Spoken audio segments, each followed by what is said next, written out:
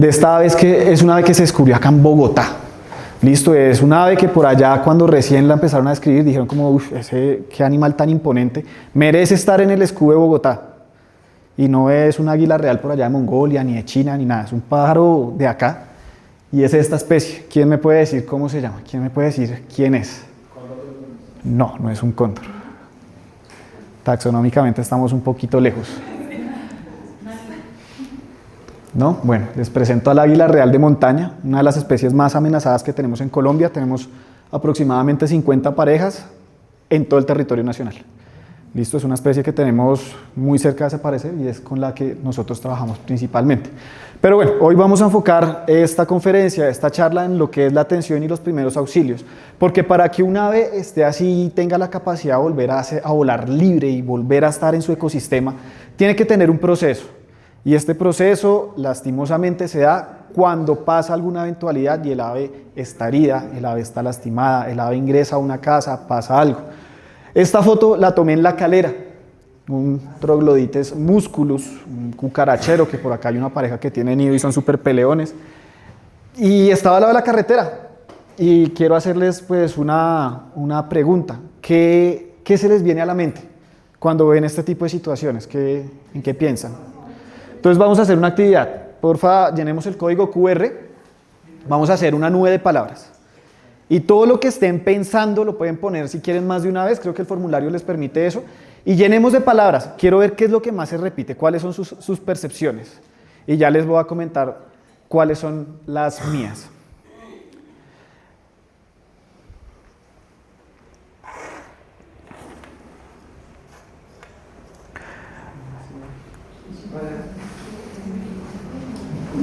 ¿Sí les está cogiendo? La señal está lenta. Y las caritas.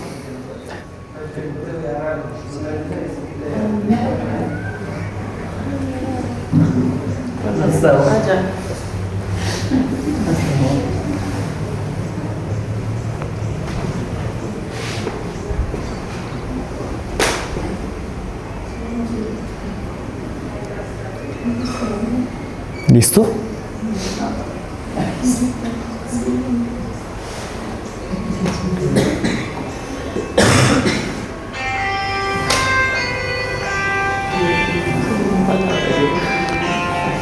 ¿Listo? Voy a seguir.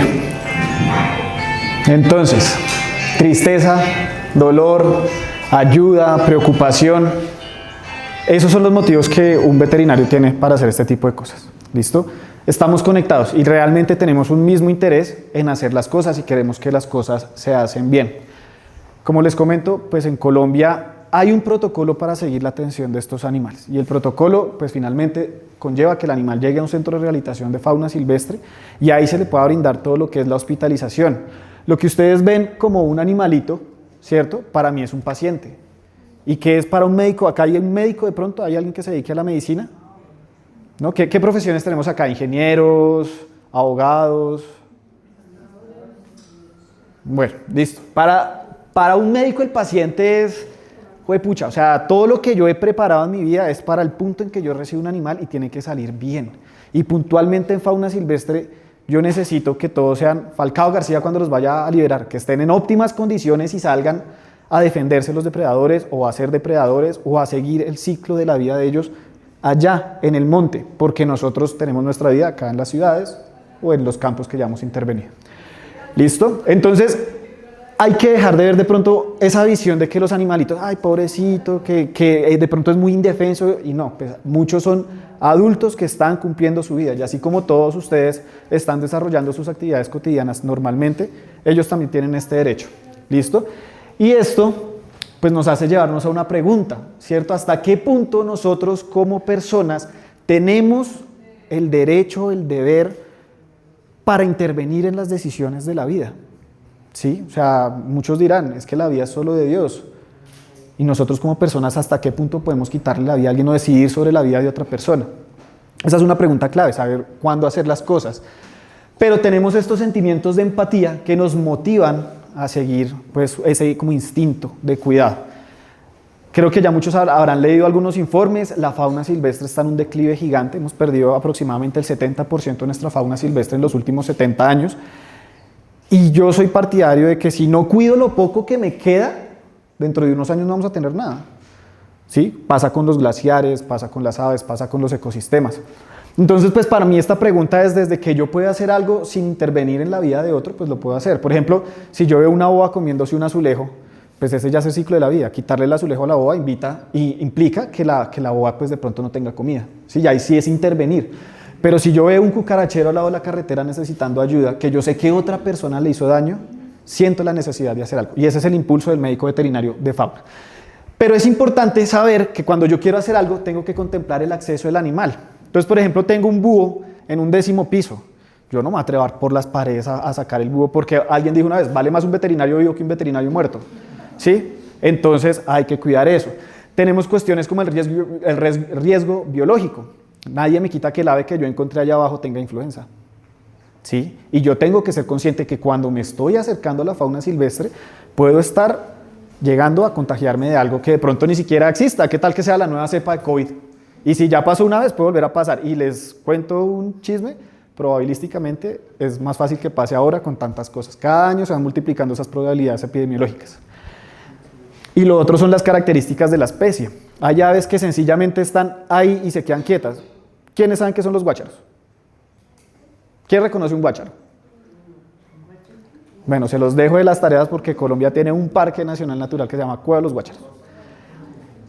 Es un pájaro nocturno que se queda todo el día ahí, quieto, y se mueve así como si fuera una hoja, absolutamente quieto. Y obvio, uno entiende, no, es que no se mueve tal cosa. Claro, está dormido.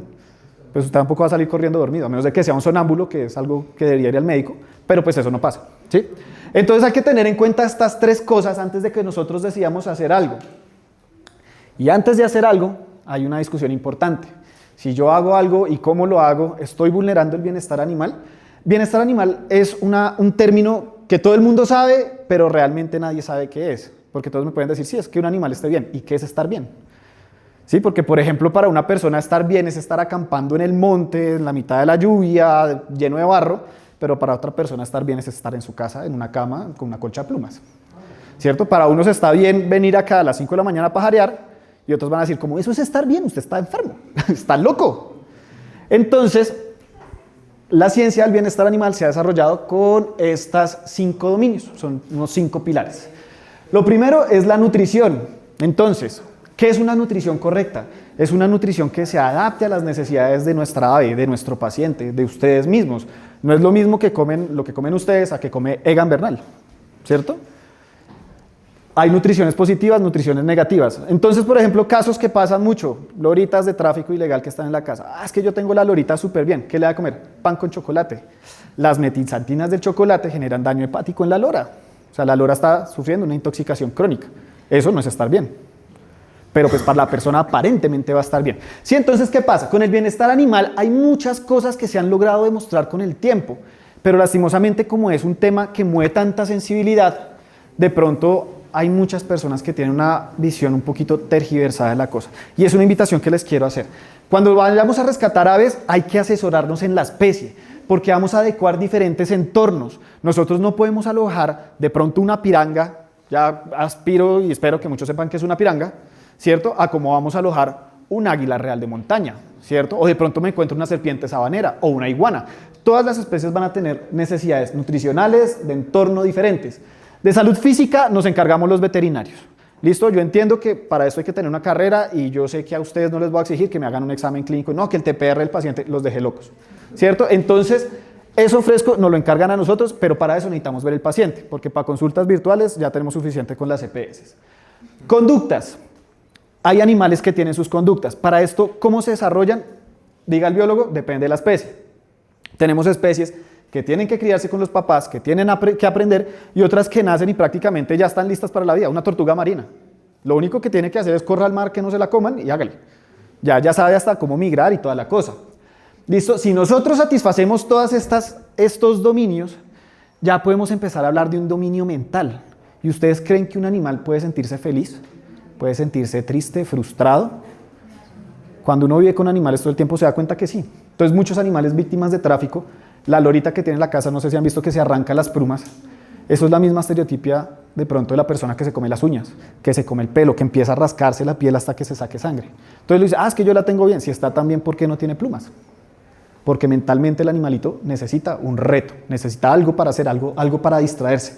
Y si todo esto está completo, ahí hablamos de un animal que está en bienestar. ¿Listo? Esta imagen me parece súper divertida porque realmente cuando nosotros nos encontramos un animalito, entonces imagínense cómo va a ser la situación. Ustedes van corriendo la media maratón de Bogotá y por alguna extraña razón no vieron el cubo de Colsubsidio y se estrellaron. Quedaron desmayados. Y cuando se despiertan hay un montón de manes cabezones y ustedes están en una mesa y hay una luz encima y los están mirando. Y esto que les estoy contando no es una abducción extraterrestre, es un examen clínico. Entonces imagínense cómo puede llegar a sentir miedo este animalito después de que iba haciendo algo normal. Se le blanqueó, se le negrió toda la conciencia y aparece en este entorno. Lo que debemos hacer es reducir el estrés. Para ellos todo esto genera mucho miedo. Hay algo que nosotros tenemos que aceptar y es que nosotros somos una especie depredadora y ellos, muchos animales, nos reconocen a nosotros como presas. Si yo los encierro a ustedes en una jaula y alrededor les boto 300 tigres y les pongo un pedazo de pan, ustedes no van a comer. Ustedes van a estar pendientes de los tigres. Sí, entonces, primera cosa que nos dicen es que el animal no come. Claro, ¿cómo lo está viendo? No, es que lo estoy viendo todo el tiempo. Probablemente por el mismo miedo, él no vaya a comer. ¿Listo? Entonces, primera cosa que vamos a manejar es el miedo. Ella ya tiene sus lesiones, tiene sus cosas y vamos a intentar que esté lo más tranquila posible. Cuando a ustedes les pasa un accidente, también les dicen los primeros asistentes, tranquilo, respire, no se preocupe, vamos a hacer esto. Y pues bueno, uno afortunadamente entiende. Pero yo como le digo a un colibrí, tranquilo, respire. Sí, va a ser un poco más complicado y tenemos esa diferencia de lenguaje. Entonces, hay 7 consejos. El silencio es súper importante, ¿listo? Los ruidos, así que salen repentinos, duros, eso nos va a generar que el ave se asuste, ¿listo? Todos sabemos el problema, por ejemplo, de la pólvora. Y si les pasa a ellos allá donde pueden volar e irse hasta Cota en 2 segundos, pues imagínense en una casa encerrados lo que puede llegar a pasar. Las aves son animales extremadamente visuales, ¿listo? Y en eso significa que si nosotros podemos tapar los ojos, los estímulos que van a recibir se van a reducir un montón y realmente ella ya no va a sentir tanto miedo. Y pasa, por ejemplo, en cetrería, ahorita vamos a hablar un poquito de eso, una de las cosas que se usa es la caperuza y la caperuza es algo que les tapa a ellos la cara. El manejo de un animal con caperuza y sin caperuza es abismal y de pronto para los que hemos tenido el contacto con animales ya con estas condiciones comportamentales medio ajustaditas, es algo maravilloso. Entonces, yo sé que en las casas nadie tiene una caperuza, pero ¿qué tenemos? Cajitas con huecos, de pronto hay un cuarto que nadie usa, podemos tapar una caja grande con una cobijita y ya resolvió un problema. ¿Sí? El tamaño de la caperuza puede ser de tamaño cabeza o tamaño cuarto.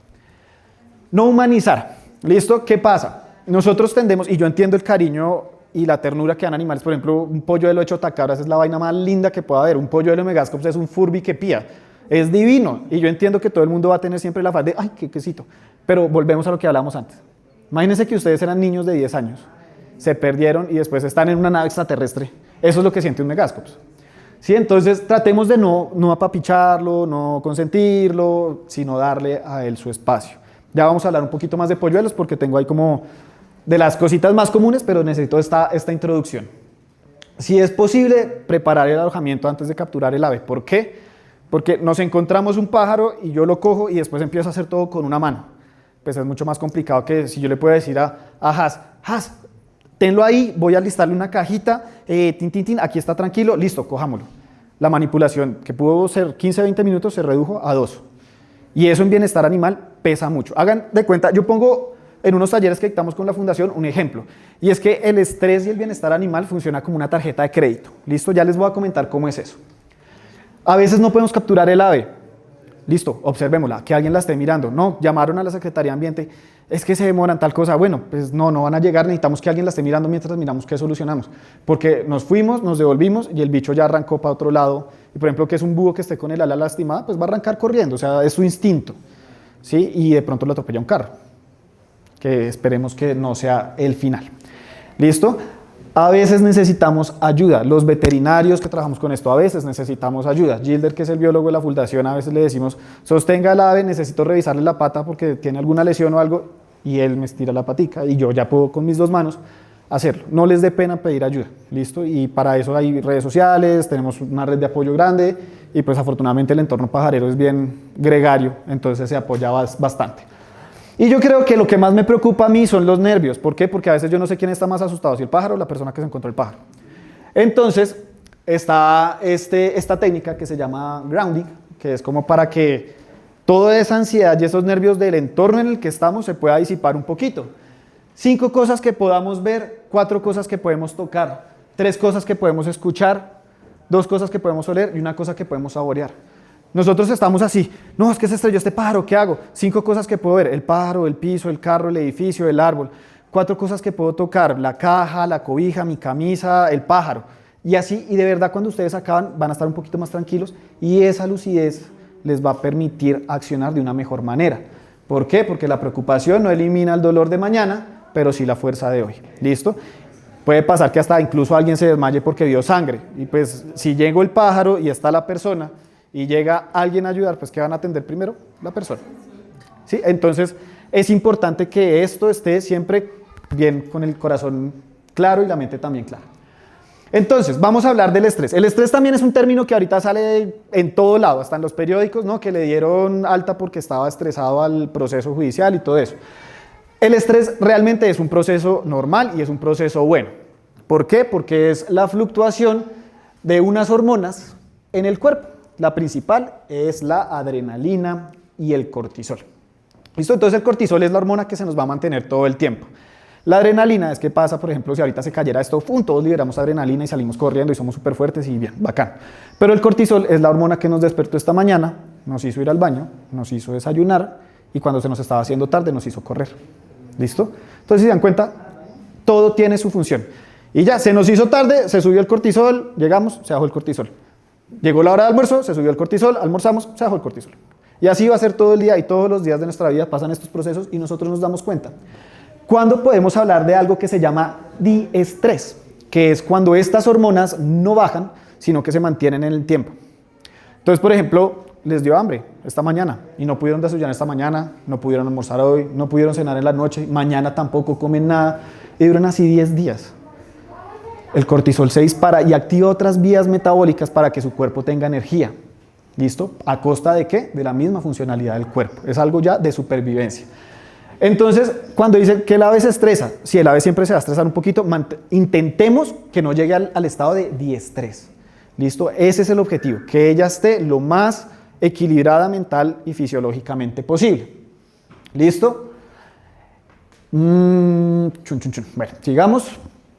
Entonces, ya teniendo en cuenta todo esto, que creo que ya es una información valiosa, ¿cierto?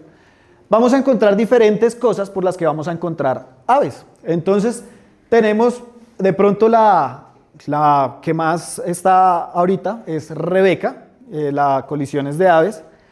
Pueden seguirlas en Instagram, porfa síganlas en Instagram porque es un proyecto muy bonito, es un proyecto que está buscando mapear en Colombia cuántas colisiones pasan, en dónde pasan y están haciendo cosas súper bonitas para los edificios para que las aves no colisionen.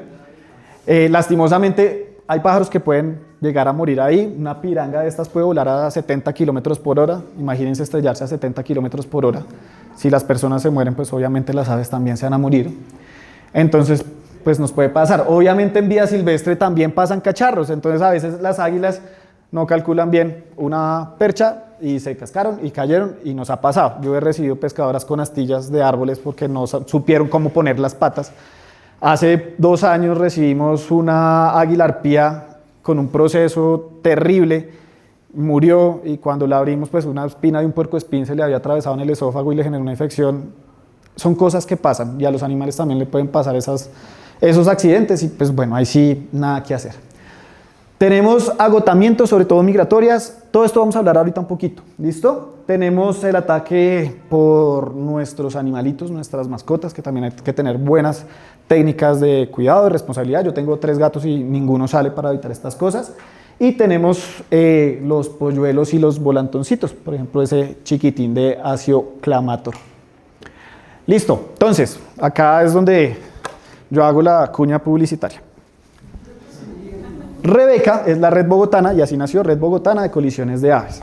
Nació como la tesis de Gina Patiño, de su maestría. Ya, ahora soy Rebeca. Listo. Entonces, nació como la tesis de Gina.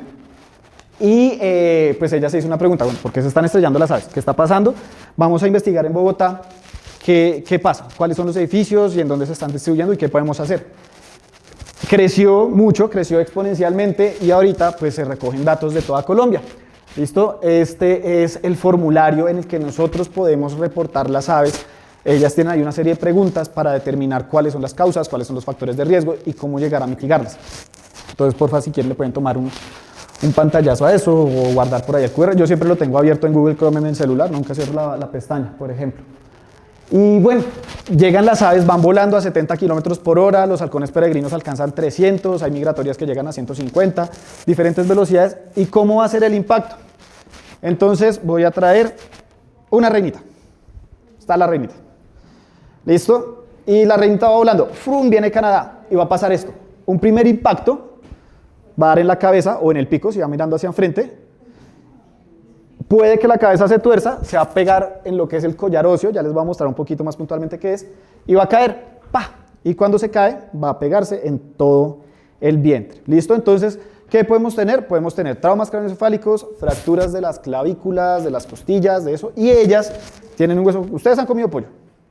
La pechuga de pollo, cuando sale así, eso se llama quilla, fracturas de quilla. ¿Listo? Ya vamos a ver un poquito más. ¿Y por qué menciono ahí el sistema respiratorio y el sistema digestivo? Y es que las aves internamente son una maravilla de la evolución. Miguel, una pausa. Toca o con el micrófono porque quedó la grabación. Ay, listo. Entonces, eso. Gracias. Sí, cosas del play. Postproducción. Entonces, estos son unos de los reportes que hemos tenido, que han recibido las chicas en Rebeca, y está Has, una de las fundadoras, junto a Gina.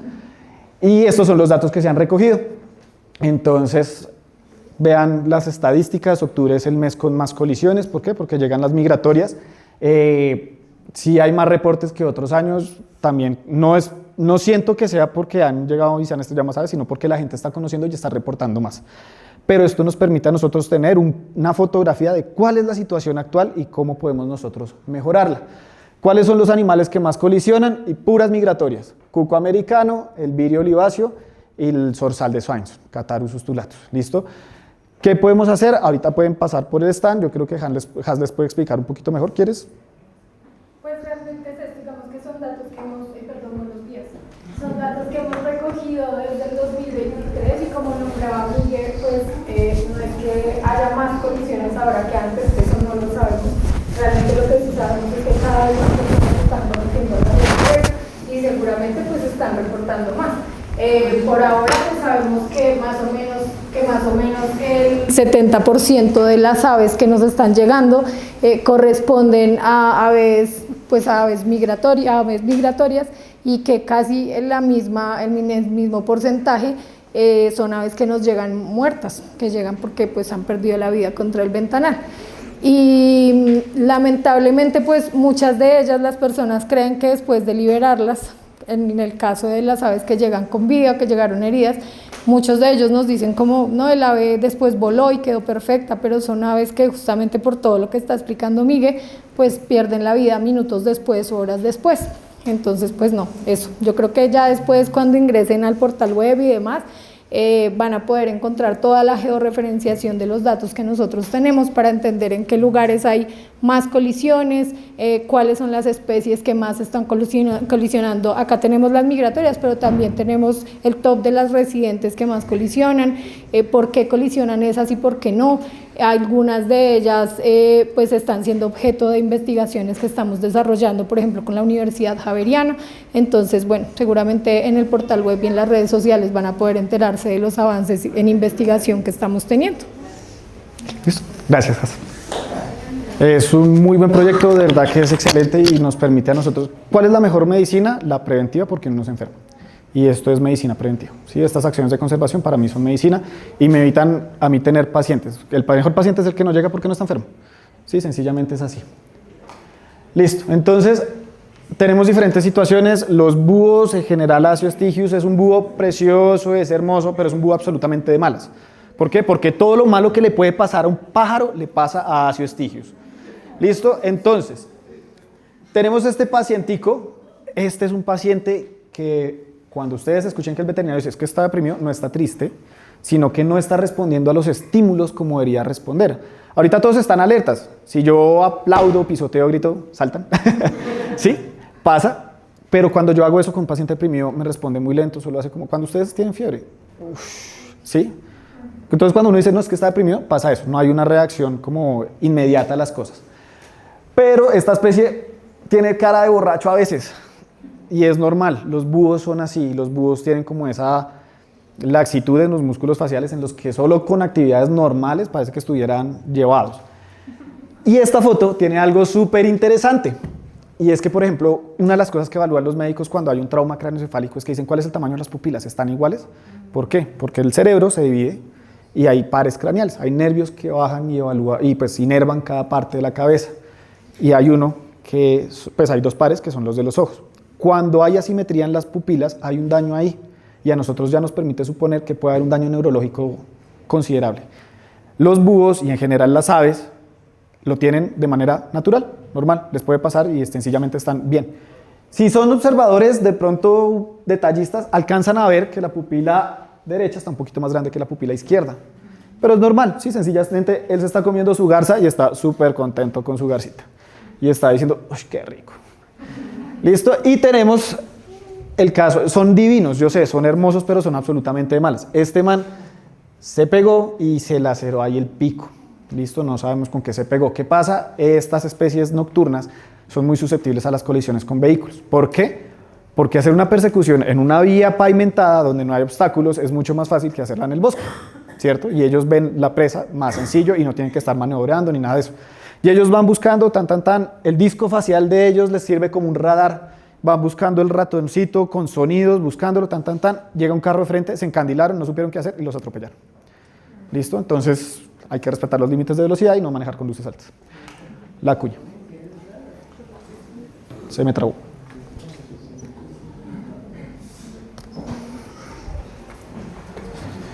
Entonces tenemos el esqueleto de un ave y tenemos el cráneo, voy a mostrárselos. Como les decía, el cuerpo va a seguir la dirección del impacto. ¿De qué va a depender la gravedad? Pues fuerza igual a masa por aceleración. Una ave más pesada y que vaya más rápido va a tener más fuerza al impacto, puede que tenga más daños. Creo que no me van a abrir los links bien. No. Bueno, les traía unos modelos 3D de cómo eran los esqueletos de las aves porque quería mostrárselos, pero pues desafortunadamente no se abrieron. Pero por si acaso metí esta imagen, entonces no sirve. Listo, entonces, el huesito de la suerte es este, que se llama el coracoides, la fúrcula. Viene la fúrcula, viene el coracoides. Estos huesitos lo que hacen es trenzar los músculos de una manera que al aletear funcione como una polea. ¿Listo? Si yo rompo alguno de esos huesos, la polea se rompe. Y este movimiento de alzar el ala, de abducción, como se llama ese movimiento, no se va a dar. Lastimosamente, si se dan cuenta, pues es de lo primero que logra impactarse. Y estas fracturas son absolutamente difíciles de diagnosticar por palpación, es decir, tocando al lineamiento. ¿Por qué? Porque todo esto es la pechuga y están todos los músculos que van a impulsar el vuelo, la aducción. ¿Listo? ¿Cómo lo vamos a ver? A veces ni se nota. Una persona que esté entrenada a eso va a sentir crepitación, va a sentir un tic, tic, tic. Pero hay animalitos muy chiquitos. Por ejemplo, un colibrí.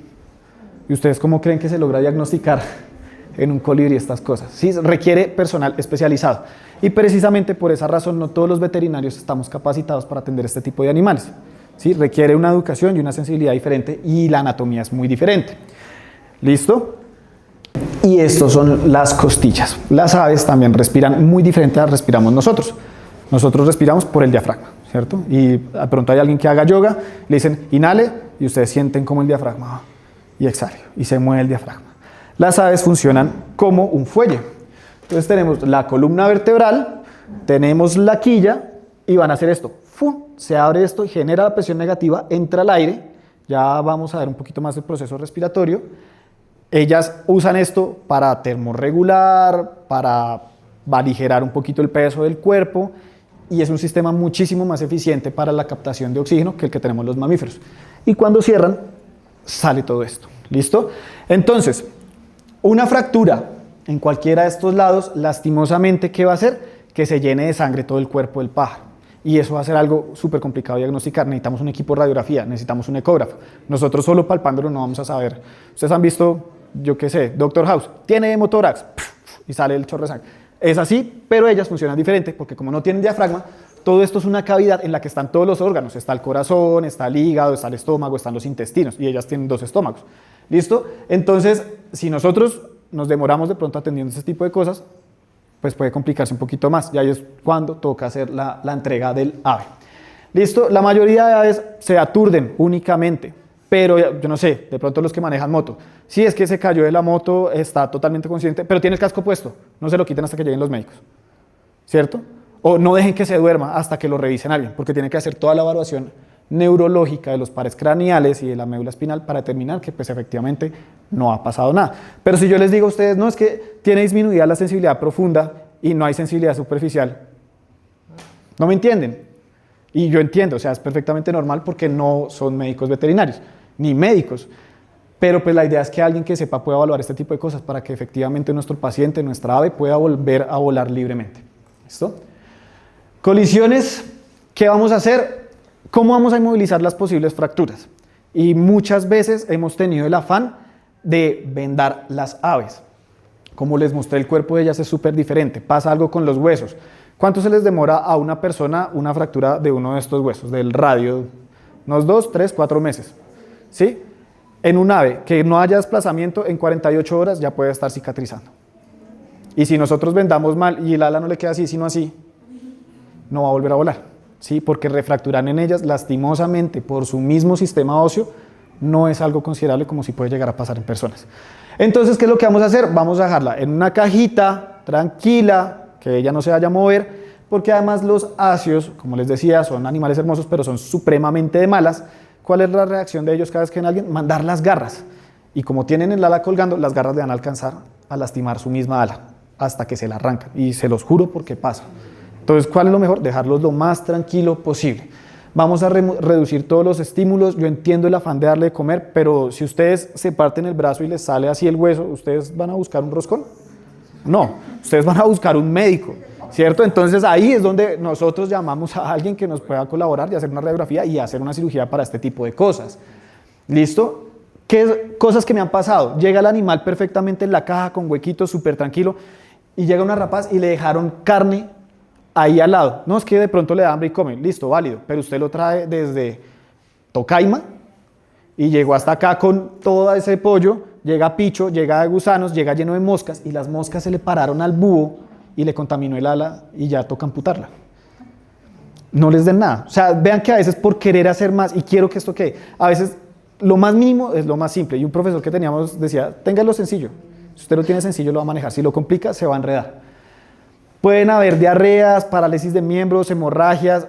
Vean, no hay nada más fétido que una diarrea de un pájaro. Una tingua con diarrea es horrible, se los juro. Ténganlo siempre en un sitio con papel periódico que ustedes lo puedan recoger y lo puedan botar. Eso es supremamente útil. Todos tenemos papel periódico, recogemos el ADN en Transmilenio y nos desvara. Listo, la revista de Novaventa que no se vendió, tin, tin, tin, la desarman, queda. ¿Listo? Pero sí es importante que tengamos esto. Hay animales que están paralizados, que van a estar postrados. Si de pronto tienen alguna funda de una almohada vieja, con eso les pueden acomodar una camita, gorritos de los de la cabeza, medias que no tengan pareja. Eso sirve y eso les da a ellos apoyo. ¿Sí? Realmente los animales que nosotros manejamos no son tan pesados y no requieren el colchón doble ortopédico. ¿Sí? Ya con eso realmente pueden quedar muy bien y pueden quedar muy cómodos. La recomendación sería intentar que no suelten fibras, ya que las fibras se les pueden enredar en las paticas, en el pico, ellos las pueden ingerir y eso nos puede llevar a complicaciones. ¿Listo? Esto es importantísimo, evaluar el funcionamiento neurológico. Yo entiendo que una persona que no se haya formado en medicina, esto le suene de otro planeta, pero hay que hacer los reportes con las autoridades para que ellos recojan el animal. La fauna silvestre en Colombia es propiedad de la nación. Y esto hay que tenerlo claro, las únicas personas autorizadas para atender fauna silvestre son las autoridades ambientales, con sus centros de atención de valoración y fauna silvestre, con sus hogares de paso. ¿Listo? ¿Por qué? Porque nosotros, como ciudadanos, podemos saber qué pasa con estos animales. Pero si ustedes se lo entregan a una persona que no está debidamente relacionado, ¿quién nos quita que no vaya a coger este bicho para venderlo, para ofrecerlo en otro lado? Como nos ha llegado a pasar, lastimosamente, y muchos de los pacientes que tenemos en el centro de aves rapaces fueron víctimas de tráfico ilegal porque eran polluelos que alguien bajó, que alguien quiso ayudar para liberarlos, y ahora son animales comportalmente inviables porque ni siquiera se entienden como águilas. O sea, tenemos un águila que se cree la novia del cuidador, tenemos otra águila que le tiene miedo a las águilas, entonces pueden pasar ese tipo de cosas y esto es súper importante. Y acá hay un consejo y es súper fácil de memorizar y esto se les va a quedar y aplica para personas, para todo el mundo. ABC, está en inglés. Airway, vía respiratoria. El ave que nos encontramos tiene saliva, tiene sangre, tiene algo atorado, con una gasita, un algodón, limpiamos y despejamos. Y es como si ustedes, listo, si no está respirando, le podemos hacer compresiones un poquito en el pecho. No vayan a hacer respiración boca a boca porque ya vimos que puede haber riesgo virales, pero sí le pueden soplar un poquito de aire. Listo, ahí vamos a asegurar que el aire está entrando, que ella efectivamente está respirando y le pueden hacer un delicado masaje cardíaco si la ven que necesita un RCP, una reanimación cardiopulmonar. Esto no se lo van a hacer a un ave que esté totalmente consciente. ¿Listo? Estos primeros auxilios, o sea, cómo el bicho se nos está yendo y se fue y está viendo la luz al final del túnel. ¿Cómo lo traemos de vuelta? ABC. ¿Listo? Aérea, la respiración y el pulso cardíaco. ¿Qué más vamos a hacer? Acomodarla en un sitio tranquilo que tenga temperatura. Listo, no vamos a ni hidratar ni nada de eso porque esto se llama estado de shock y el paciente en estado de shock tiene un manejo gigante porque hay como 32 derivaciones del estado de shock. Entonces, si alguien que no tenga ese manejo clínico, pues seguramente puede hacer una aproximación incorrecta. Listo, entonces, perfecto, cajita con huecos, él tiene fracturada un ala, acá está la plumita donde está la fractura, pero está inmovilizado, él no va a aletear y la fractura no se va a desplazar más. Listo, queda perfecto, queda apenas. Pero acá alguien dijo como, no, voy a inmovilizarle el ala. Y ahora el búho tiene una muletilla, que es algo totalmente inviable. ¿Sí? Este animalito lastimosamente duró así como 4 días y pues no hubo más alternativa que aplicar la eutanasia, por lo que les comentaba. Acio estigios es una especie demasiado corrida la teja. Listo, vamos a hablar de la migración. La migración tiene una palabra muy bonita que a mí me encanta, que es el sugunrue. ¿Qué es esto? Es el chip migratorio. El pájaro está ahí tranquilo, llenando sus sudokus, cuando pum, sugunrue, uy, me toca irme a Colombia, frum, y se fue. Es supremamente interesante este comportamiento, es bien divertido, pero tiene una desventaja. Y es que así como se prende en cualquier momento, las migratorias en cautiverio se van a enloquecer cuando este chip se les prenda y ellas van a estar encerradas. Eso nos complica a nosotros los veterinarios la atención con las migratorias, porque tenemos que brindarla supremamente rápido. O sea, una ave fracturada tiene 6 meses para recuperarse e irse. Porque yo no la voy a poder mantener acá, porque hay pájaros que prefieren romperse la cabeza contra las paredes que no satisfacer la necesidad de migrar. ¿Listo? Entonces es una súper consideración. En Estados Unidos, por ejemplo, el código de ética ya de los veterinarios dice ave migratoria que llegue a centro de fauna, que se pierda su periodo migratorio es de eutanasia. Porque ver morir a un ave por esas condiciones es una de las cosas más terribles que puede haber y no se la recomiendo a nadie. ¿Por qué migran las aves? Por recursos, alimentación, de pronto para sitios de reproducción, condiciones climáticas, los inviernos boreales, australes. Acá en Colombia estamos súper privilegiados porque recibimos la migración boreal, la migración austral y pues tenemos toda la región de la Orinoquía y el Amazonas que en recursos pues es súper bonita. Si no las conocen, vayan, conozcan, pajaren. Y pues bueno, así se ven las bandadas. Esta es una bandada de buteos y van, es como subirse a un Transmilenio y como migran las aves. Todas están en su lado, se suben a un Transmilenio, viajan, llegan acá y se reparten por todo lado. Y así se ven, y se ven súper bonitos. Por acá en Bogotá se ven en algunos valles, yendo para el Sumapaz, abajo por el Valle del Magdalena, por Choachí. Es una experiencia bien linda, se los recomiendo. ¿Cómo vuelan las aves para hacer esto? Entonces, digámoslo que hablando en kilojoules, en kilocalorías, un ave para volar necesita 32 veces más energía que una persona corriendo. Y hablo de Usain Bolt corriendo, ¿sí? No hablo de nosotros. A una persona que se entrene para correr. Entonces lo que tienen que consumir es realmente una cantidad de comida impresionante. ¿Listo? Esto es lo que les comentaba de los huesos.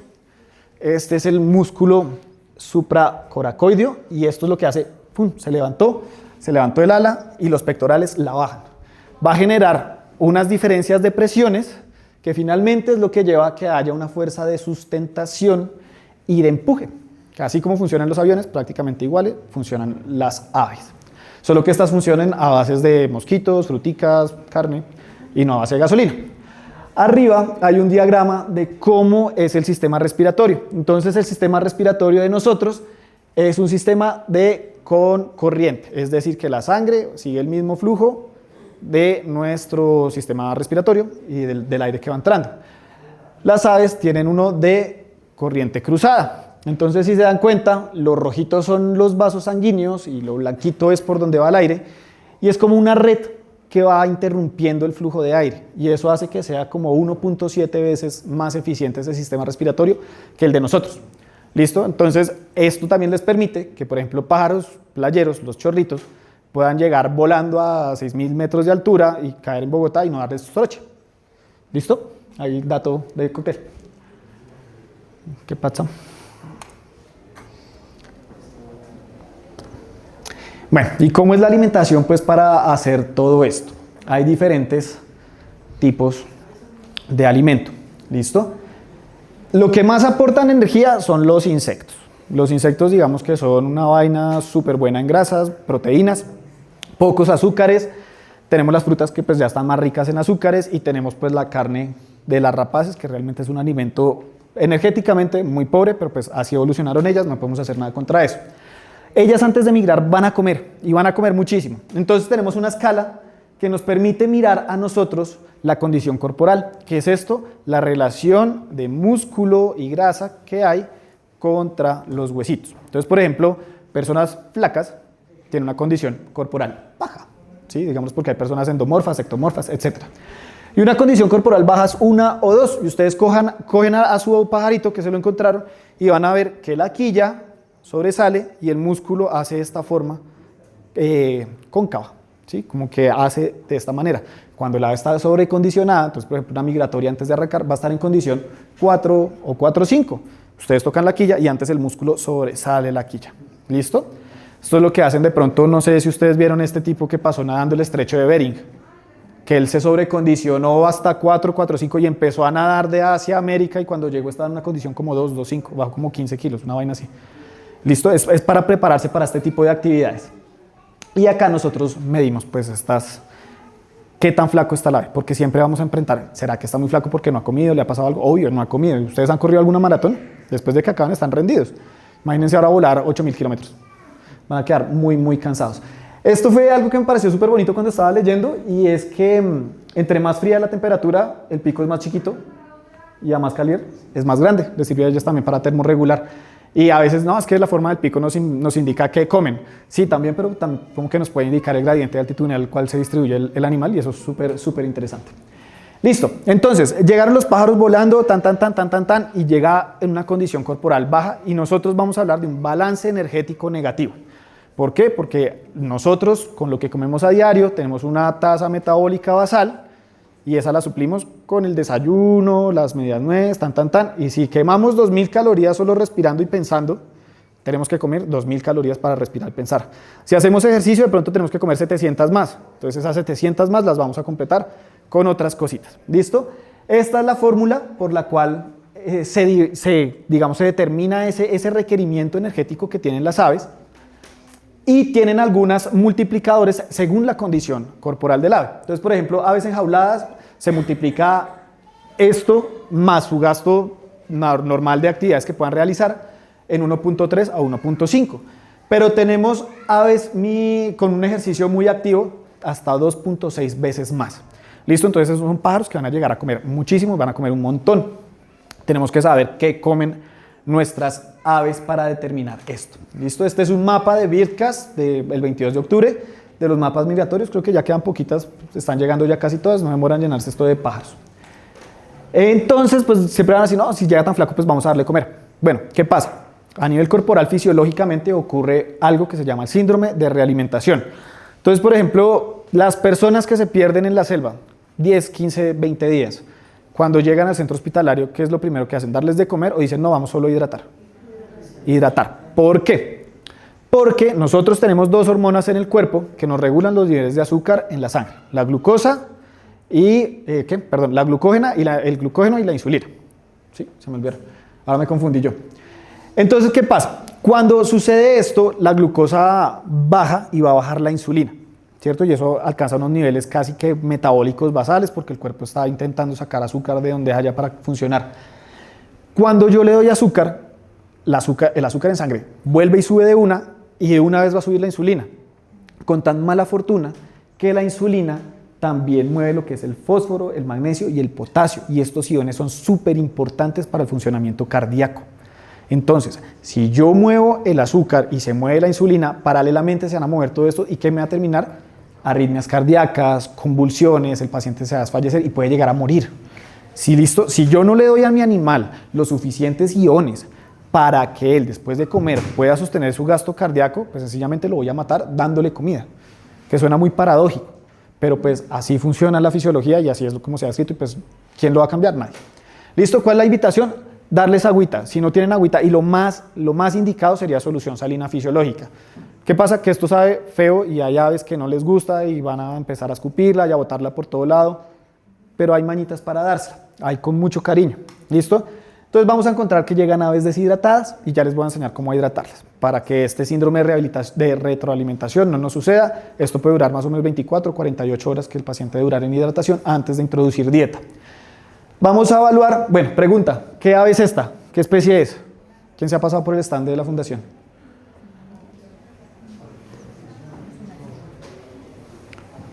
A ver si los motivo. Pregunta por el pin del mismo pájaro. Ah. Es un halcón ¿cuál? Al contarlos.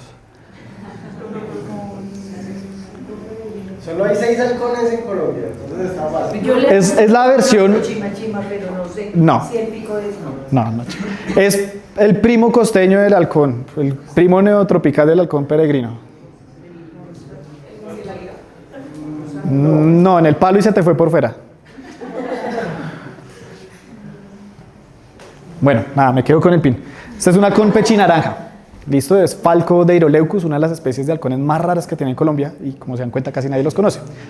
Estos individuos son de acá de Bogotá y en Bogotá al parecer, porque como nadie sabe nada de esto, al parecer es uno de los puntos que más halcones de estos tenemos, porque este llegó atropellado y este chico pues ya estaba en la fundación haciendo su proceso de rehabilitación. Casualmente tengo la misma foto de los dos, uno supremamente deshidratado y otro normal, ¿listo? Entonces, el ojo, si se dan cuenta, el ojo de allá tiene una forma de limón, este ojo está casi que totalmente redondo. ¿Listo? Eso es indicador de deshidratación y de dolor. Tenemos un ojo opaco que casi no tiene brillo y tenemos un ojo absolutamente brillante. ¿Sí ven los reflejos que se les ven ahí en ellos?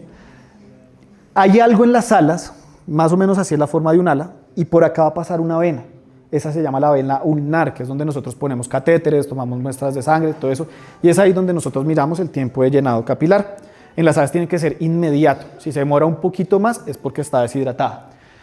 La humedad de las mucosas, bueno, pues esto ya sería abriéndole un poquito el pico para evaluar cómo está por dentro, que esas son las mucosas, pero si se dan cuenta, pues este es un pico sucio, desarreglado, ¿sí? Y este es un pico totalmente brillante, que está bonito. Las aves son súper vanidosas. Cuando tienen el pico sucio es porque algo les está pasando, porque ellas comen y se limpian. Ustedes han visto. Así es, ¿listo? Y bueno, el hundimiento del globo ocular. ¿Listo? ¿Cómo lo vamos a hidratar? Y acá hay una serie de videos, tengo diferentes especies, entonces vamos a hablar con el colibrí. ¿Nos repites el nombre del halcón peregrino? Halcón pechinaranja. Falco deiroleucus. ¿Listo? Entonces, ¿todos ven bien el video? Listo. Estos son primeros auxilios que se podrían brindar en una casa. ¿Qué hay? Una cobijita arreglada para un polluelo colibrí, ya que todavía está con plumas de polluelo. Y el agua se le está dando por goteo. Él sencillamente se acerca un poquito y bebe. ¿Listo? Esto es lo único que vamos a hacer. ¿Por qué? Porque como ya vimos que el cuerpo de las aves es diferente al de nosotros, si nosotros hacemos una hidratación parenteral, como si fuera pues inyectable, lo más probable, si no hay destreza, es que se terminen inyectando los líquidos dentro del sistema respiratorio y es una muerte por ahogamiento. No se la recomiendo a nadie. No me ha pasado, pero espero que no me pase. ¿Listo? Entonces, solo la vía oral. Y vamos a hacerlo con mucho mucho, mucho cuidado porque la tráquea de las aves se sobresale sobre el esófago. Y si yo le administro muchos líquidos, todo va a quedar ahí y los va a respirar. Y broncoaspirar y es prácticamente igual que morir ahogado. Todo con ellas siempre tiene un perito chiquito.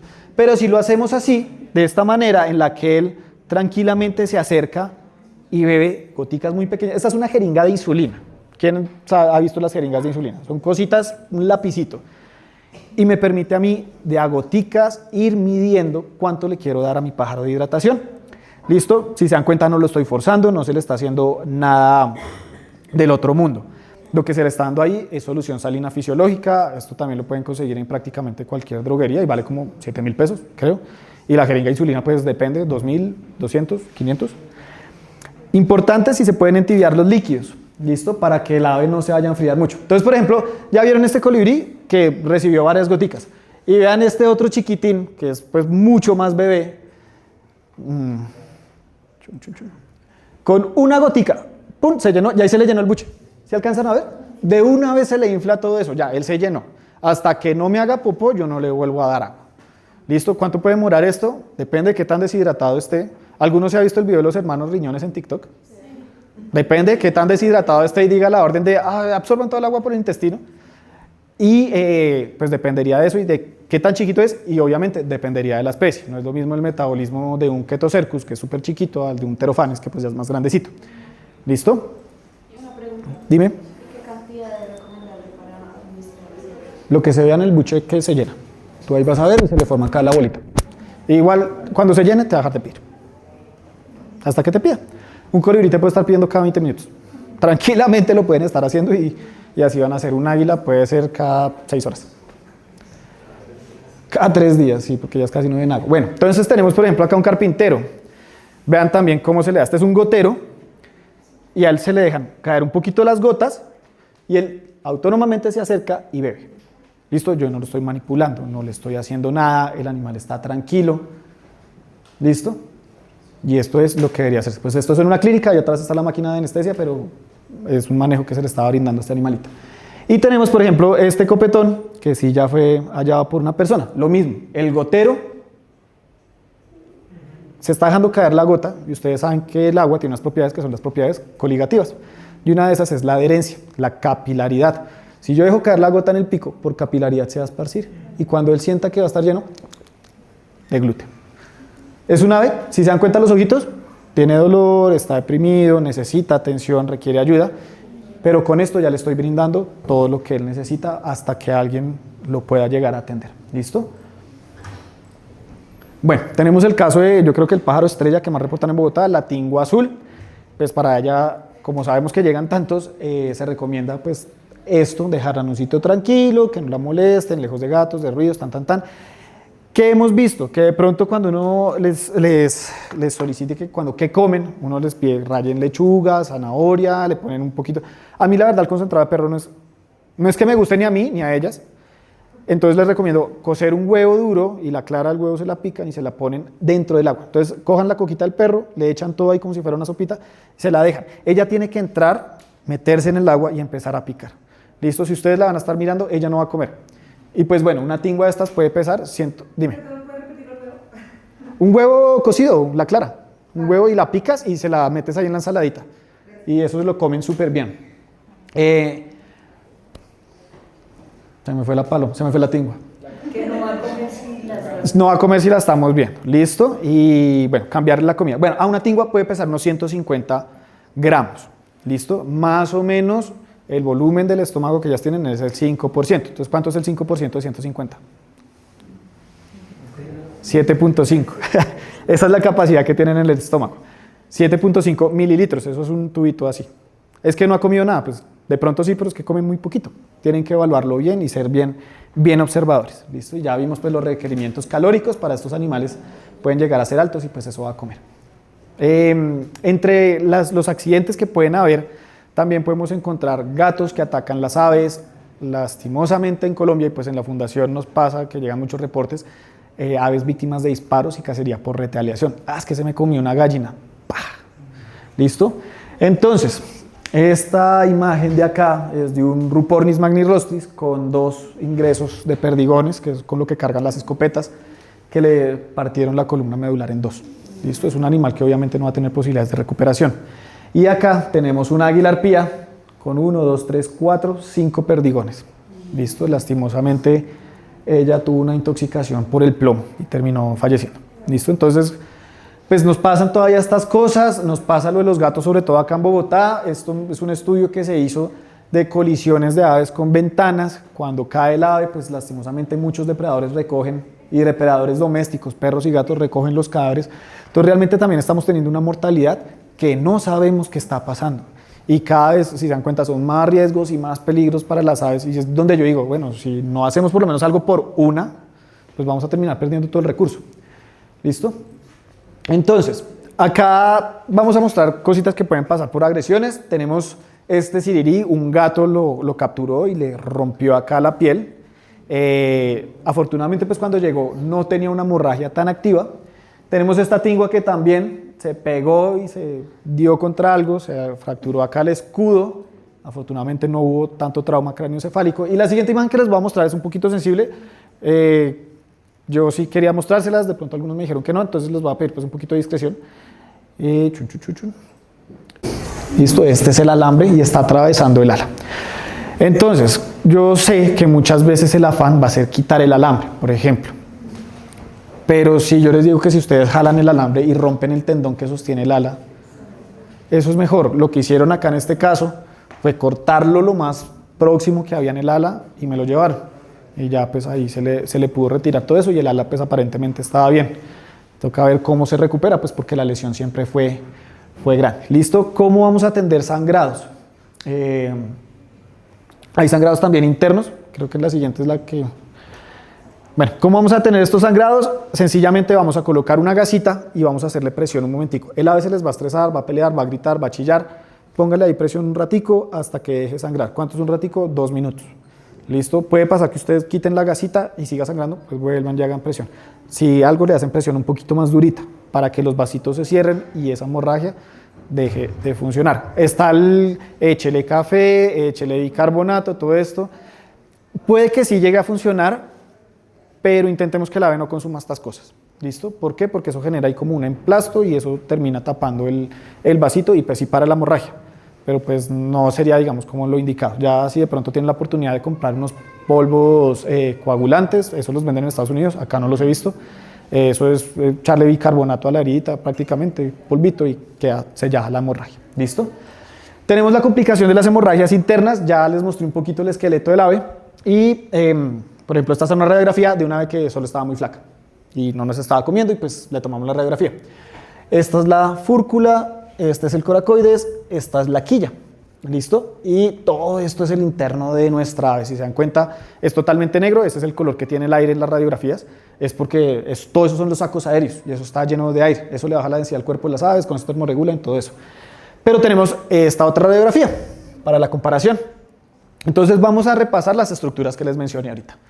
Tenemos la fúrcula, ¿cierto?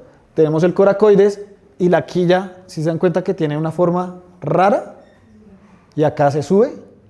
Fue una ave que cuando cayó, pegó la quilla y la quilla se fracturó. Y todo esto generó una hemorragia interna. Entonces, acá está lleno de aire, acá está lleno de sangre. ¿Listo? ¿Cómo vamos a saber esto sin una radiografía? Lo único que se va a ver es que el ave no está respirando, pero de resto no hay otra manera para lograr saberlo. Y vamos a necesitar pues equipos y alguien que las lea. Les dejo una radiografía de un colibrí por si de pronto es que eso no hacen... Ahí está. Este era un Quetocercus y ahí está en su foto esquelética. ¿Listo? Entonces, ¿cómo vamos a atender esto? No vamos a limpiar las heridas ni con alcohol, ni con yodo, ni con agua oxigenada. Estos latas de pintura que usan en el ganado en el campo, la verdad, no nos gustan porque pintan las heridas de azul y después cuando uno va a ver cuál es la herida, todo está azul y no deja ver. Entonces, solo vamos a limpiar con solución salina fisiológica tibia. Ustedes pueden conseguir un jabón de manos de ese líquido. Con eso lavan un poquito y con la jeringuita le van echando solución salina, remueven todo el mugre y limpian y secan un poquito para que el ave no pierda temperatura porque tiene que estar tibiecita. Si se enfría mucho, pues hasta ahí llegó el ave. ¿Listo? Entonces esto tienen que hacerlo súper delicadamente. Pueden entibiar los líquidos, sacan la solución salina con la jeringa, se la meten en el antebrazo, alistan las cositas y ya cuando terminaron de alistar todo, Por ejemplo, si se dieron cuenta que el colibrí allá del video de ahorita, lo que tenía era la jeringa y la punta del capuchón, que es donde la aguja estaba cortada, eso ya evita que yo lo pique y me van a caer goticas chiquitas. ¿Listo? Es como una forma de proteger que no vaya a haber aguja y me va a regular el flujo de líquidos. ¿Listo? Lo mismo, dejar al paciente lo más tranquilo posible. ¿Por qué? Porque cuando sienta miedo va a liberar adrenalina y la adrenalina aumenta la frecuencia cardíaca y genera vasodilatación y eso genera que haya más flujo de sangre. Por lo tanto, se vuelve a reactivar la hemorragia y vuelve a haber pérdida de sangre. ¿Listo? Entonces, entre más tranquila esté, menos sangre se va a perder. Este tipo de vendajes es un vendaje que puede hacer todo el mundo. Se llama vendaje tie-over. Entonces, es una gasa sobre la herida y con un poquito de microporo. Tiene que ser microporo y no esparadrapo, por la potencia del pegante. El esparadrapo, cuando ustedes lo van a quitar, les va a arrancar la piel al pájaro. El microporo incluso le pueden quitar un poquito. Sacan la tirita, se la pegan acá, la despegan y eso es lo que le van a poner al pájaro. Para que cuando ya se vaya a limpiar y a tratar bien la herida, eso lo quiten y no genere ningún traumatismo. ¿Listo? Y pegan la gasita ahí. Le pueden poner, si no está tan grave, una cremita, le pueden poner algo y ya atendido. ¿Listo? No le van a poner de esos aerosoles que pintan ni azul de metileno. Hace poquito recibí una torcaza con azul de metileno y cuando fui a verla fue como, parece partido de Millonarios, está todo azul. No veo absolutamente nada de la herida y no sé hasta dónde va la herida porque está todo azul. Dime. Clorexina es lo ideal, eso es perfecto y si tienes jabones de clorexina, súper. Dilúyela un poquito porque la piel de ellas es un poquito más sensible, pero lo puedes usar súper bien. Y La odontología es más diluida, la de no sé si eso sí. lo que pasa es que sabes tiene como mentol y las irrita, pero si tienes la que no tiene mentol y eso, súper. ¿Listo? Y no hacer vendajes de cuerpo entero. ¿Por qué? Porque ya vimos cómo respiran nuestros pájaros y si le hacemos un vendaje y ella no puede abrir el tórax, pues sencillamente se va a ahogar. Que a ver por uno de los pines. ¿Qué pájaro es? ¿Cuál?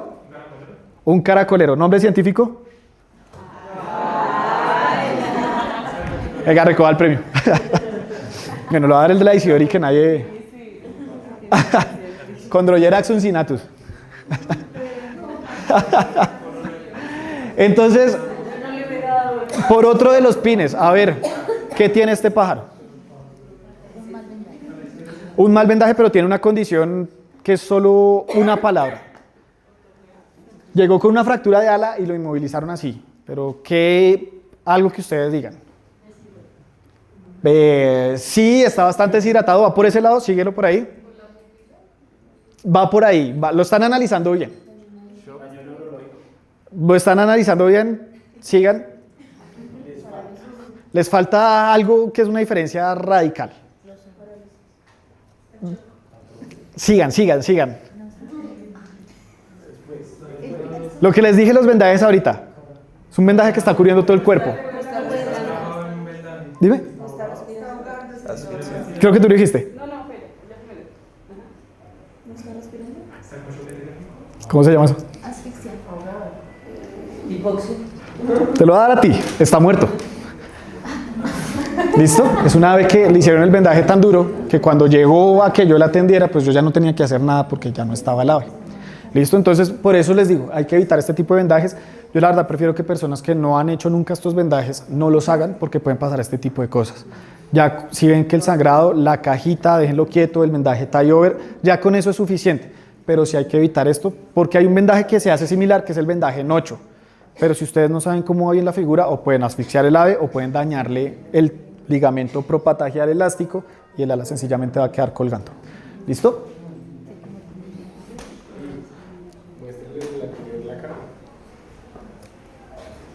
¿Qué? No se vuelva tanto. No se vuelva tanto. Cuando viera. Ah, bueno, y la carne. La carne que le pusieron allá arriba. O sea, además de que la herida abierta, el vendaje mal puesto y le pusieron carne y pues... Sí, entonces realmente este fue un muy mal manejo de alguien que había estado en una capacitación conmigo. Yo le dije como, parce, pero usted es veterinario. Entonces hay que tener en cuenta estas cosas, ¿listo? Bueno, tenemos otro tipo de sangrados que de pronto es uno de los sangrados que más ocurren y es que todos conocemos que cuando los pajaritos crecen, me traes la carpeta de WCS que están listando. Cuando los pajaritos crecen, las plumas van a crecer como si vinieran dentro de un pitillo. Ustedes los han visto, los polluelos. Entonces nace el pelito y va saliendo el pitillo hasta que toda la pluma sale totalmente madura, hasta que diga, pues, bueno, ya está muy vieja, se cae y empieza a crecer otra. Esa es la muda, ¿cierto? Y ya pues todos han visto la muda. Este es el proceso como va creciendo más o menos una pluma y acá es como va creciendo un pollito. ¿Qué pasa? Que durante la formación del pitillo, la vaina de queratina que cubre la pluma, hay una irrigación sanguínea, hay una arteria y una venita que pasan por ahí. Y si esto se rompe, va a haber sangrado.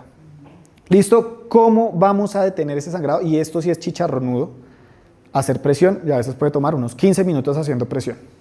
Porque hay personas que dicen, no, pues se arranca, esto se llama una pluma de sangre o un cañón, pues se arranca el cañón, la cosa es que también hay que hacer hemostasia en la parte, se llama proximal, la que está más pegada, en la parte más proximal, para que la hemorragia no persista.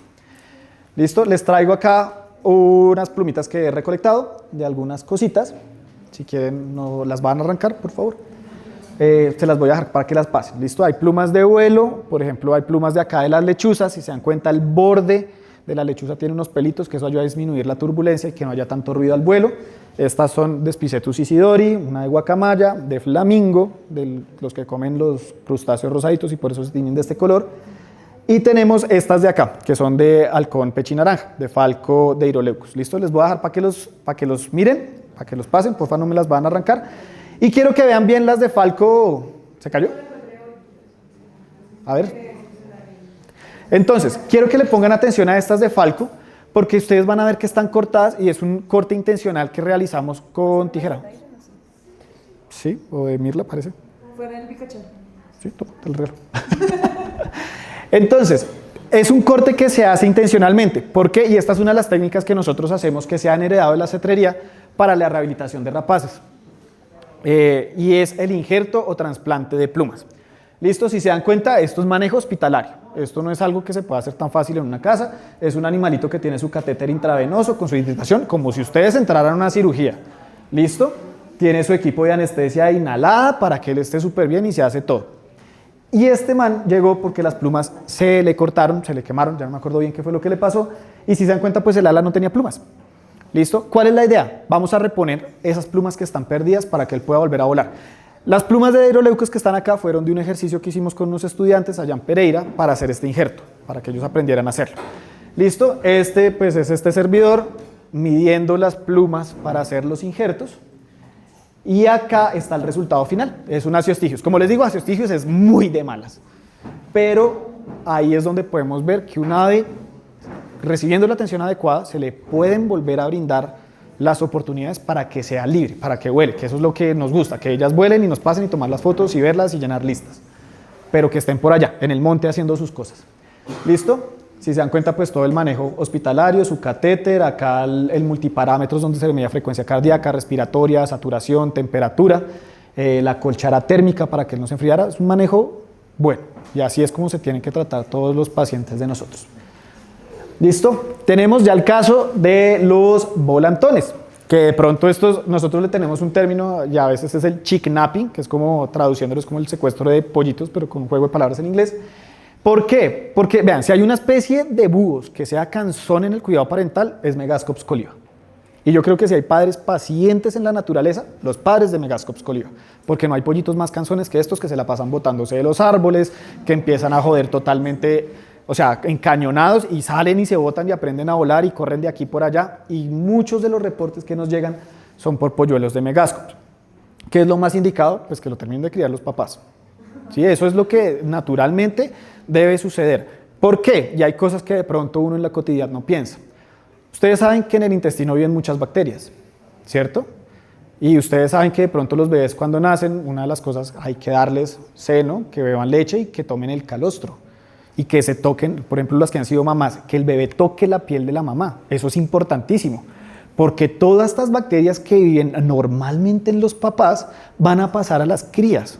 Y es donde se empieza a formar el sistema inmune, la adaptación a la alimentación, todo este tipo de situaciones. Y ellos lo van a adquirir eso en su nido y empezando a salir del nido. Y con una cosa que nadie considera, y es que los padres cazan las presas, las meten en el buche y después se las regurgitan y se las dan. Lo que los papás tienen como microbiota gastrointestinal se lo pasan a las crías. ¿Listo? Por eso es que es tan importante que los papás se los den. Además, los papás les enseñan a cantar, les enseñan a volar, les enseñan a buscar nido. Y si nosotros no los llevamos, estamos irrumpiendo un proceso natural de la vida. Alguna vez una persona me dijo, con un Pulsatrix, es que yo se lo quité a los papás porque no creo que los papás sepan criar un búho. Y yo, su merced, con todo respeto, ¿usted sabe criar un búho? ¿Y le va a enseñar a ulular y a volar? Porque si es así, muy tesa, pero no creo que pase. Sí, no hay mejor papá búho que un búho. ¿Listo? Entonces, sí pueden haber situaciones que por X o Y razón requieran que el animalito sea rescatado, que han ido en Puente Aranda antes que lo implosionaron, no, pues toca sacarlo. ¿Cómo lo vamos a mantener? Pues los papás ya no van a estar. El nido, pues digamos que lo tumbaron en el puente, ya no va a haber. Hay que capturarlo, ya sabemos. Entonces vimos el búho como, bueno, ¿en dónde lo va a meter? Gilder, mire el búho, me fui por la caja, lo metí, me lo llevé y lo metí en un sitio calientico que esté lo más cómodo y rico posible. Hay un mito que siempre dicen es que las aves huelen a los pollos y si yo la devuelvo al nido la van a sacar. No, las aves tienen un sistema olfatorio súper mal desarrollado, menos los chulos. Los chulos y los albatroces creo que son súper buenos en eso. Pero el resto, ¿qué pasa? Que si hay padres y ellos hacen una selección de sus polluelos, que botan a los pollos porque, no sé, nació deforme, se está demorando en crecer, hay algo que los papás no le ven viabilidad en el ecosistema y lastimosamente la vida silvestre es salvaje y es cruel. Y dicen, yo no lo voy a gastar energía a un pollito que se va a morir porque eso implica mi supervivencia, prefiero botarlo a otro lado y que se lo coma un depredador y yo no comprometer ni al otro bebé ni a mi estabilidad reproductiva. Sí, entonces, no, es que yo le devolví y lo volvieron a botar. Sí, de pronto los papás vieron que no hay viabilidad. Sí, lastimosamente, por ejemplo, hace poquito recibimos un reporte de una torcaza que tenía 7 dedos en cada pata y cuando le tomamos las radiografías, de acá salía prácticamente otra mano. No, es que lo intentamos devolver al nido. La mamá lo está sacando porque es inviable y los huesos todos deformes y torcidos. Sí, es un animalito que no va a sobrevivir y ellos no van a invertir energía en eso. ¿Listo? Como dato curioso, los Megascops coliba brillan a la luz ultravioleta. Esta es una foto de un ala y súper bonito. Tenemos el caso de los chamones, la misma pregunta, ¿vamos a intervenir o no? Y los chamones son discusiones para 3 semanas. ¿Es un ciclo de la vida? Sí. Si los copetones pues los están criando, así está transcurriendo la cosa, las especies igual tienen dinámicas, hay que intentar dejarlos de alguna manera ahí. Si el chamón pues requiere atención veterinaria porque se metió en una casa, lo cogió un gato, alguien le hizo daño, algo, pues sí lo podemos recibir, obviamente eso se tiene que atender porque igual tiene derecho a la vida, pero pues esto es una relación de la vida, ¿sí? Nosotros, lo que les decía al principio, nosotros no somos Dios para determinar quién vive y quién no, quién sí y quién no, lo único que podemos hacer es mitigar el sufrimiento o hacer algo para evitarlo, que es finalmente la finalidad de un médico, pero ya hasta tomar estas decisiones de hay que sacar los huevos de los chamones de los nidos, no me considero tener el criterio ni ser quien dicte esa normativa. Y si vemos al chamón con el copetón, yo creo que hay que dejarlo ahí, que eso fluya, porque así es la vida. Y el chamón pues no es la única especie parásita finalmente, y pues hay que dejar que esas relaciones sucedan. ¿Listo? Entonces, me encontré el pollito y lo voy a movilizar. Esta es una lonchera, acá abajo hay una perra de agua caliente, cubierta con una toallita, ellos no se están quemando ni nada. Y si se dan cuenta, están totalmente alertas. Lo que les decía a los búhos que parecen borrachitos, tíos borrachitos, vean los ojitos ahí entrecerrados con cara y furbis, pero están pidiendo comida, están bien, súper. Así es como lo podríamos transportar si no tenemos los equipos necesarios. Vean, es una loncherita normal de toto con su perrita de agua caliente, su calefacción y ellos allá adentro. Y podemos recibir animalitos de este tamaño. Esta es una cenaida, vean, de 4 centímetros, que obviamente es súper complicado. Hay que intentar que este manejo sea así lo más estable posible, que no vayan a generar daños. ¿Por qué? Porque ellas, cualquier cosa que les pase, les genera algo que se llama éstasis de buche. Entonces, el alimento que le vamos a dar se les va a fermentar acá y eso les va a generar un hongo que se llama cándida. Y lidiar con la cándida a veces es complicado. La cándida, valga decirlo, es un hongo que también infecta las partes reproductivas de las personas. Entonces, si no quieren tener incomodidades en la intimidad, hay que manejar estos animalitos con guantes. ¿Listo? Bueno, finalmente, pues la invitación es a hacer todos este tipos de reportes. Ya vimos lo primero que ustedes podrían hacer. Como vieron, hay manejos que sí o sí hay que darse en un hospital. Hay que pues, ayudarnos con las autoridades ambientales. Finalmente, en Colombia son las únicas legales que tienen el deber y pues, el derecho de atender este tipo de animales. ¿Por qué? Porque cualquier otra persona que no tenga el seguimiento, nadie nos dicta y nadie nos va a garantizar que no sea con otra intención. ¿Listo? Pues, como les digo, esto es un recurso natural y todas las personas pueden seguir el animal haciendo PQRs, bueno, etcétera. Listo, acá están las líneas de la Secretaría Distrital de Ambiente acá en Bogotá. El otro punto que hay es Urras en la Universidad Nacional, es prácticamente mi hogar, es donde yo me formé, donde pues le tengo mucho cariño porque ahí se han hecho muchas cosas, muchas de las fotos que vieron fueron de Urras. Y pues bueno, el horario de atención de ellos es de lunes a viernes de 9 a 12 y de 2 a 4 y los sábados de 9 a 12, para que no vayan de pronto en un horario que no es y los celadores los devuelvan o algo. ¿Listo? Finalmente pues quiero comentarles un poquito del trabajo de la fundación, del centro. ¿Sí? Listo. Gilder es el biólogo de la fundación, me está acompañando hoy acá, él se vino desde Pereira porque la sede queda en Pereira. Está Alex Ospina, que es cetrero, es el director de la fundación, es nuestro maestro en estas cosas. Y están pues sus dos hijos vinculados como pues ayudantes a cada la cosa, Mateo y Nicolás. Contamos con el apoyo de Edwin Campbell, que es un biólogo muy teso en Águila Arpía, Panamá. Y el equipo de trabajo de nosotros, que es Ana María Morales, ella es bióloga de Estados Unidos, ella está ahorita trabajando en Bélice, es cetrera, es fotógrafa, hace escala en trepa de árboles, instala cámaras trampas, mejor dicho, de todo. Gil, que es biólogo, fotógrafo, él es profe también de biología, de la UTP, es herpetólogo. Alejo es el cetrero, el cuidador que tenemos de nuestras aves, es a quien más quieren los pájaros, porque pues es el que les da la comidita y siempre están muy pendientes. Y yo, como médico veterinario, nos pueden seguir acá en redes con el QR, no sé si les está leyendo, creo que quedó como chiquito, pero se pueden pasar al stand, no hay lío. Listo, entonces, ¿qué hacemos nosotros? Hay una ley en Colombia que regula a todos los que hacemos rehabilitación en fauna silvestre, que es la 2064. Y todas las personas que traten este tipo de animales tienen que seguir esa ley, que son como 120 páginas, es un chorrero larguísimo y tiene unos requisitos largos y todo eso. Y dependiendo que uno cumpla, tiene el título de hogar de paso, de centro de atención y valoración, o centro de atención y valoración y rehabilitación, que digamos es como lo más alto. Nosotros tenemos el único centro de atención, valoración y rehabilitación especializado en aves rapaces en Colombia. Las técnicas del arte de la cetrería. ¿Listo? El injerto de plumas que les mostré es una de estas técnicas. Las caperuzas son otras. Y ya los entrenamientos que se hacen con las aves, pues digamos que es lo más, un poquito más complicado, que requiere más paciencia. ¿Listo? Como les decía, hay tres tipos de cetrería. Está la cetrería deportiva, entonces no sé si han visto en internet los jeques árabes que hacen carreras de halcones, que pues eso tiene ya sus consideraciones, no soy muy partidario de eso. La tradicional, que pues todavía hay tribus nómadas por allá en Mongolia que usan águilas para cazar sus cabras, sus conejos, todo eso. Y la de nosotros, que está enfocada a la conservación. Listo, este es un halcón pechi naranja, realizando pruebas de vuelo y haciendo persecución al señuelo para volver a muscular y volver a tener toda la fuerza que él requiere en su pecho para elevar vuelo. ¿Listo? Les vamos a mostrar un caso. Bueno, me quedan dos pines. Vamos por el de la elegante, el águila elegante. ¿Qué especie es?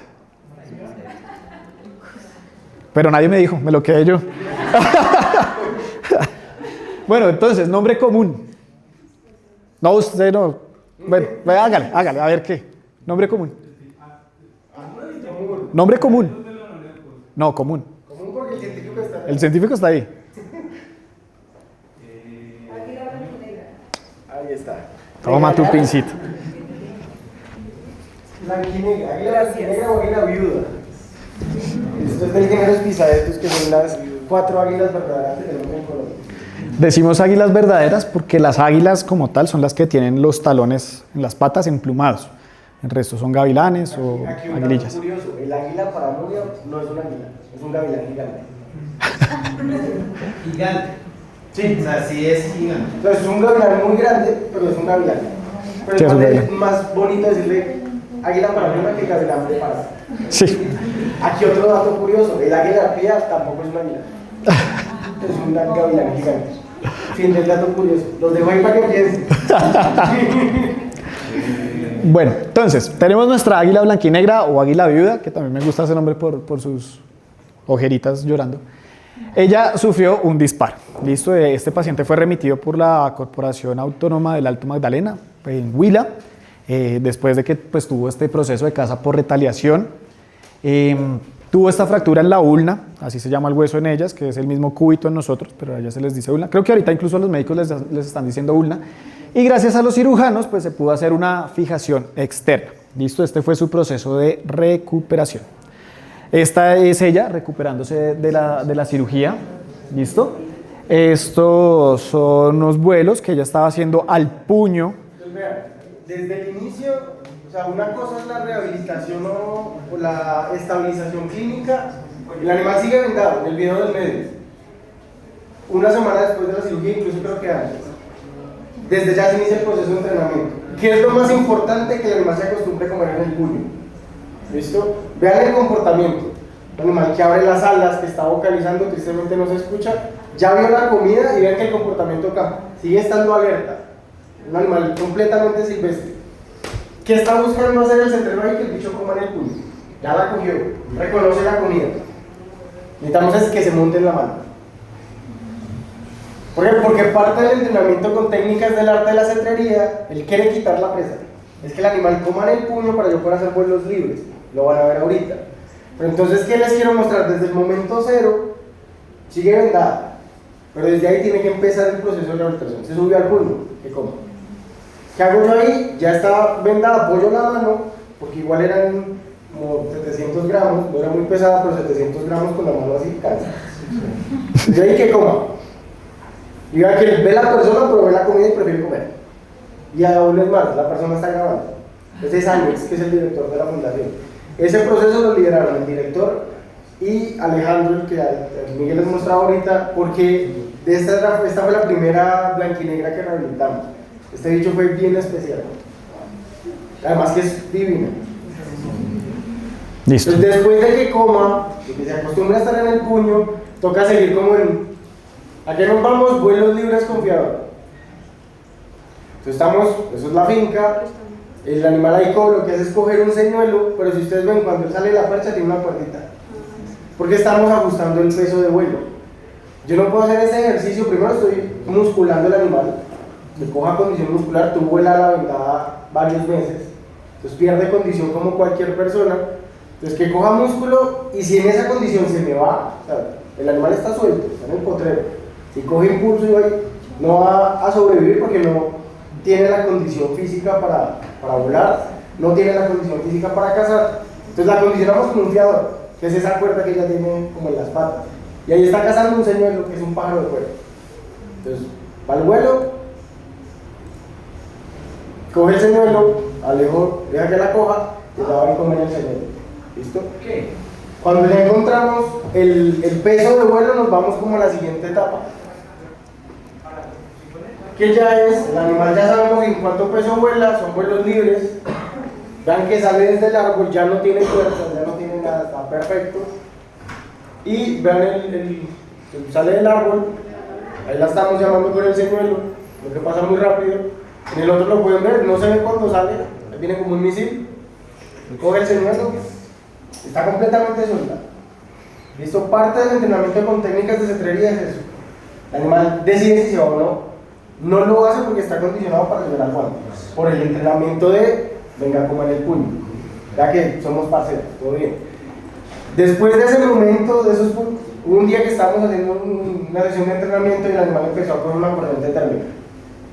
Estaba con Alejandro ese día, como Alejo ya había cogido corrientes térmicas antes, y él dijo, no, si sigue subiendo nos toca correr, ¿cierto?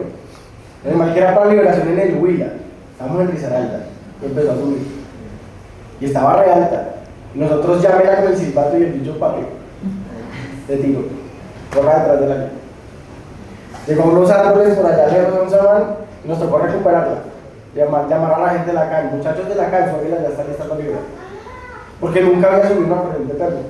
Ya estaba cazando, ya estaba todo bien. Cogió una térmica, muchachos, el águila se tiene que ir ya. La semana siguiente, estamos quitando los aperos en cetrería, esa es la caperuza. Esta es la caperuza. El 80% de la información cerebral de las águilas está en los ojos. Y yo le tapo los ojos y le apago el 80% del cerebro. Entonces el animal está parado pero está relajado. Qué pena que no haya audio porque ahí Alex está hablando. Entonces ahí, vean, buche lleno, vamos en viaje de carretera 2 días, desde Risaralda hasta el Huila, hasta el sitio donde hicimos la liberación. Vean el ala quedó un poquito caída por la fractura y demás, pero volaba perfectamente bien, ya la vieron.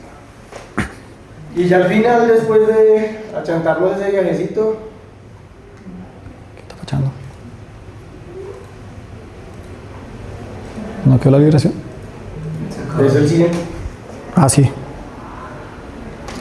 Ya después de salió del huacal, se subió a un árbol, se sacudió, empezó a llover, se quedó quieta, salió el sol, se secó, cogió la corriente térmica y se fue. Entonces un proceso de rehabilitación que en total duró como año y medio. El animal regresó del mismo sitio donde venía, una historia que además es muy bonita, porque en Risaralda tenemos esa especie. Muchos nos dijeron, ¿por qué no la soltaron en Risaralda? Porque a los 3 meses de haberla liberado allá, la comunidad nos mandó una foto de este individuo que quedó con la alita caída con la pareja. La mayoría de los rapaces son monógamas, establecen territorios reproductivos, tienen sus nidos. Entonces, donde la hubiéramos soltado en Risaralda, la pareja se hubiese quedado viuda. Ay, verdadera águila viuda. Entonces, por eso es, hagamos el esfuerzo y liberamos de donde viene el animal. Y valió toda la pena del mundo. Porque después de la liberación, a los 3 meses que nos mandaron la foto de los 2 bichos perchados, de nuestra águila ni caída, lo hicimos todo. En casos como esos tenemos un montón, y síganos en redes sociales, en pronto spam, por favor. Pasen por el stand, chismoseen con nosotros. Esto sería todo. Creo que me faltan 2 detallitos. Para eso traje a Simón, mi asistente. Pero pues bueno, digamos que esto sería prácticamente el contenido. Espero que pues, les haya gustado.